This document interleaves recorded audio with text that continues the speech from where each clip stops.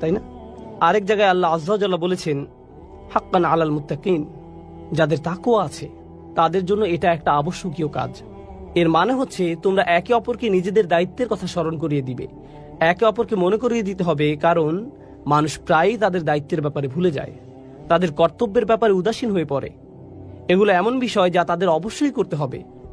সুতরাং তাওয়াসিউ বিল হক এর অর্থ এখানে এমনও হতে পারে যে কেউ একজন স্বামী হিসেবে সংসারের প্রতি কর্তব্যে অবহেলা করছে, তখন আপনি তাকে বলবেন, ভাই তোমার দায়িত্ব আছে, তুমি এই মেয়েটিকে বিয়ে করেছো, মেয়েটিরও তোমার প্রতি অধিকার আছে।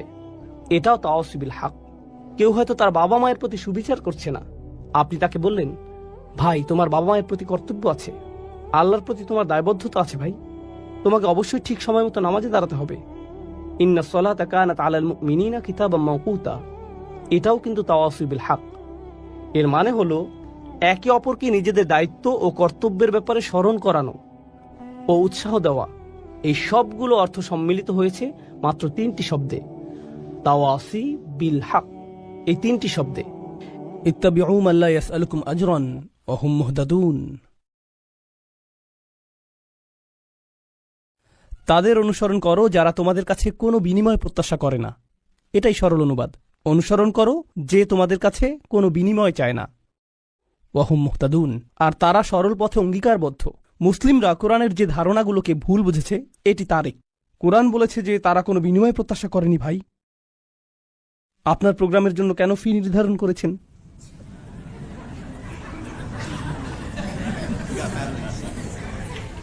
না না, এটা জানার বিষয়। কোরআন আরো বলছে, ইয়াশতারুনা বিআয়াতিল্লাহি সামানান কলিলান, তারা আল্লাহর আয়াত বিক্রি করে সামান্য মূল্যের জন্য। নিজের জন্য আপনার লজ্জিত হওয়া উচিত। আল্লাহর আয়াত বিক্রি করা গোটা কোরআনের সবচেয়ে ভুল বোঝা ধারণাগুলোর একটি। বিষয়টা খুলে বলছি। রসুল সাল্লাল্লাহু আলাইহি সাল্লাম মুসাব ইবনে উমাইরকে মদিনায় প্রেরণ করেছিলেন। জানেন আপনারা, মুসাব ইবনে উমাইর ছিলেন অত্যন্ত প্রতিভাবান তরুণ, যাকে মদিনায় প্রেরণ করা হয়েছিল কোরআন শিক্ষা দেওয়ার জন্য। তিনি ছিলেন অত্যন্ত ধনী পরিবারের সন্তান, কিন্তু তার পরিবার তাকে ত্যায্য করেছিল। এরপর তার পরিধানের বস্ত্রও ছিল না। বদরের যুদ্ধে তিনি শহীদ হলেন। কাফনের কাপড় দিয়ে যখন তার পা আবৃত করা হলো, মাথা উন্মুক্ত হয়ে গেল। আবার যখন মাথা আবৃত করার চেষ্টা করা হলো, পা উন্মুক্ত হয়ে গেল।